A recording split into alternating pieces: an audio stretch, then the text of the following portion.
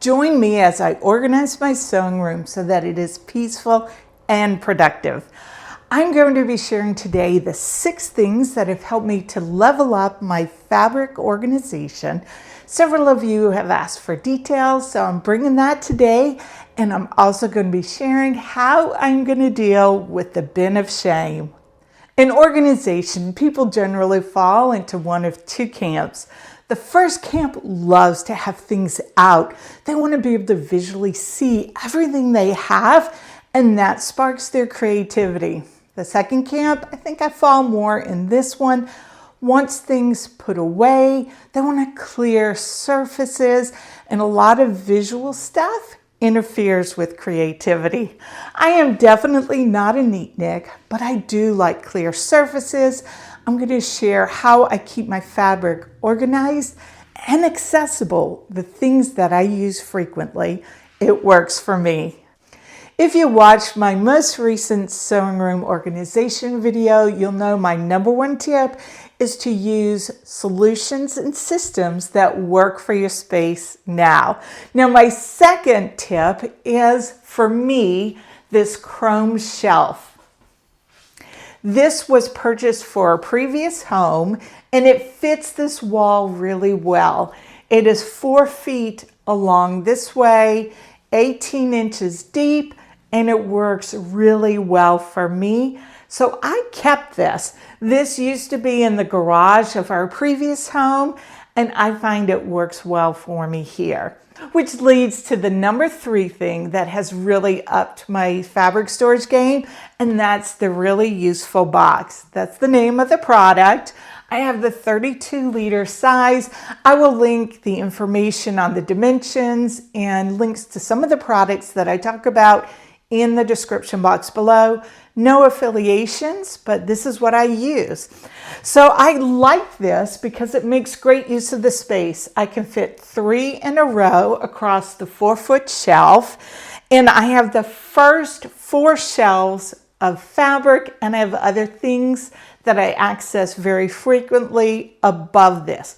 One of the things I wanted to make sure of was that everything was accessible and that I wouldn't need to drag a stool just to get the things I needed every day.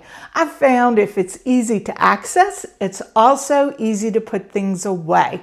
The thing I like about these boxes is they're sturdy in their construction, and I can easily move them in and off the shelves.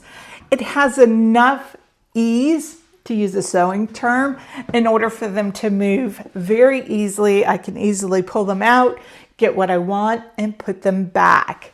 They're very secure, and let me give you a close look at this box. The box have these handles that also double as closures for the lids.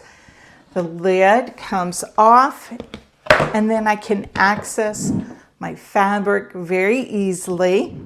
You'll notice that the interior of the box is a little bit smaller than the exterior, but I find it to be the best size for me for fitting my space and letting me segregate and organize my fabric in a way that makes sense for my sewing. That leads me to tips 4 and 5.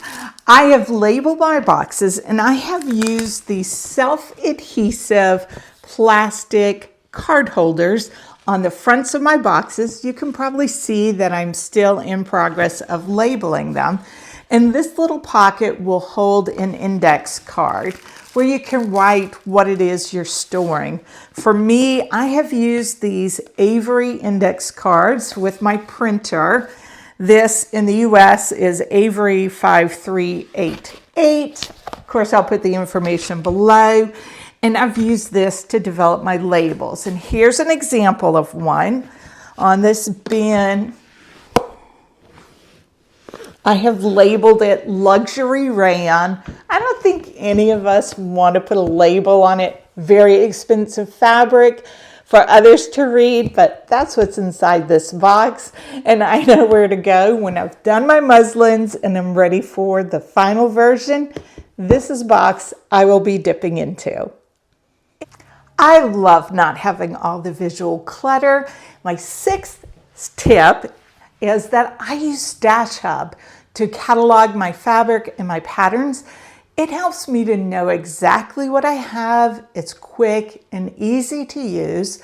Again, I have no affiliation. I've been using Stash Hub since it was released, and Doug and Yvette keep releasing new features, and it becomes easier and easier to use, and I'm able to use it for many more things than just an inventory of what I have.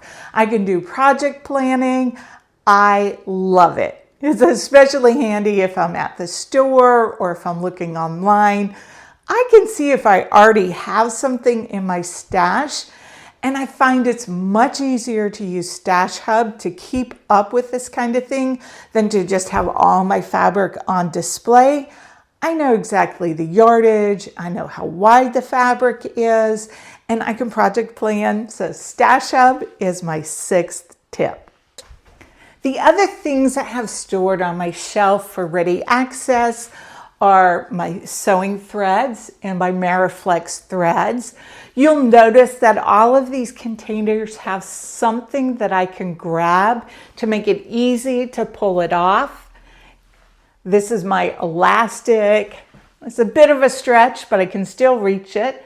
This is my Specky Seamstress binding and trims that I use in dressmaking. And these 2 bins are my paper patterns.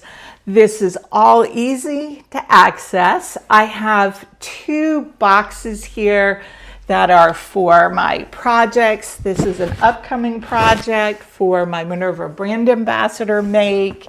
This is a little dress that I've cut out and need to finish. And on the side, I have clipped these organizational containers for my specialty sewing machine feet, the things that I may not be using every day, but I want quick access to. I could keep these put up, but since this is using some space I would otherwise not use, I've gone and hung them here, and I've had this for the entire time I've been in the sewing room, and I like having this accessibility. This is how I store the fabric that I use most often for garment sewing. In the storage area next to this room is where I store my ribbing, my bag making supplies, and the big bin of shame.